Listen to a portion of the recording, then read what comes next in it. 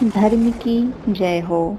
Hello दोस्तों, कैसे हैं आप सभी लोग। आइए चलिए चलते हैं एक और नई कथा की तरफ। एक सास और बहू। सासू माँ हर रोज ठाकुर जी की पूरी नियम और श्रद्धा के साथ सेवा करती थी। एक दिन शरद ऋतु में सासू माँ को किसी कारणवश शहर से बाहर जाना पड़ा। सासू माँ ने विचार किया कि ठाकुर जी को साथ ले जाने से रास्ते में उनकी सेवा पूजन नियम से नहीं हो सकेगी। सासू माँ ने विचार किया कि ठाकुर जी की सेवा का कार्य अब बहू को देना पड़ेगा, लेकिन बहू को तो कोई अक्ल ही नहीं है, ठाकुर जी की सेवा कैसे करनी है।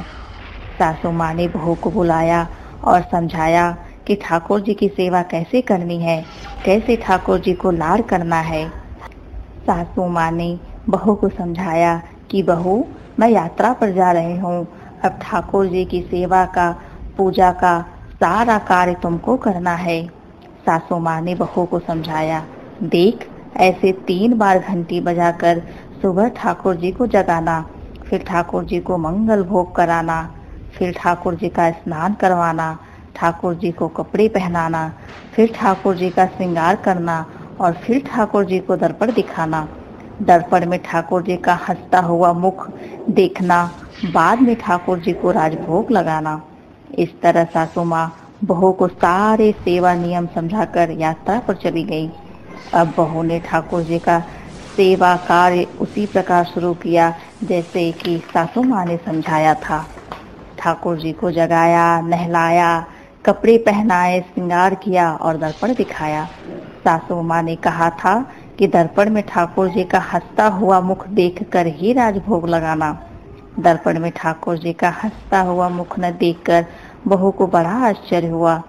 बहू ने विचार किया, शायद मुझसे सेवा में कहीं कोई गलती हो गई है, तभी दर्पण में ठाकुर जी का हंसता हुआ मुख नहीं दिख रहा। बहू ने फिर से ठाकुर जी को नहलाया, श्रृंगार किया, दर्पण दिखाया, लेकिन ठाकुर जी का हंसता हुआ मुख नहीं दिखा। बहू ने फिर विचार किया, शायद फिर से कुछ गलती हो गई है। बहू ने फिर से ठाकुर जी को नहलाया, श्रृंगार किया, दर्पण दिखाया। जब ठाकुर जी का हंसता हुआ मुख नहीं दिखा, बहू ने फिर से ठाकुर जी को नहलाया। ऐसा करते करते बहू ने ठाकुर जी को 12 बार स्नान करवाया। हर बार दर्पण दिखाया, मगर ठाकुर जी का हंसता हुआ मुख नहीं दिखा। अब बहू ने 13वीं बार फिर से ठाकुर जी को नहलाने की तैयारी की। अब ठाकुर जी ने विचार किया कि जो इसको हंसता हुआ मुख नहीं दिखा, तो यह आज पूरे दिन मुझे नहलाती रहेगी। अब बहू ने ठाकुर जी को नहलाया, कपड़े पहनाए, श्रृंगार किया और दर्पण दिखाया। अब बहू ने जैसे ही ठाकुर जी को दर्पण दिखाया, तो ठाकुर जी अपनी मनमोहनी मंद मंद मुस्कान से हंसने लगी।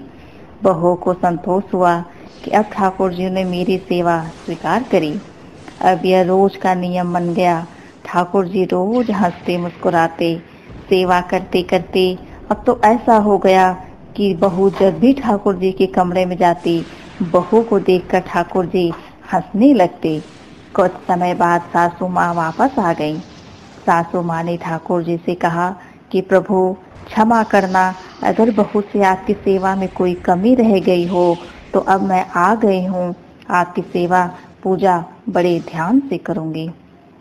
तभी सासू माँ ने देखा कि ठाकुर जी हंसे और बोले कि मैया, आपकी सेवा भाव में कोई कमी नहीं है, आप बहुत सुंदर सेवा करती हैं, लेकिन मैया, दर्पण दिखाने की सेवा तो आपकी बहू से ही करवानी है। इस बहाने मैं हंस तो लेता हूँ। निर्छल सेवा भाव से प्रभु भी प्रफुल्लित होते हैं। दोस्तों, अगर आपको यह मेरा वीडियो अच्छा लगे तो प्लीज़ एक लाइक करें और मेरे चैनल को सब्सक्राइब कर लें। अगर कोई प्रश्न या सुझाव हो तो उसे कमेंट बॉक्स के माध्यम से ज़रूर बताएं। आप लोगों का वीडियो देखने के लिए बहुत बहुत धन्यवाद।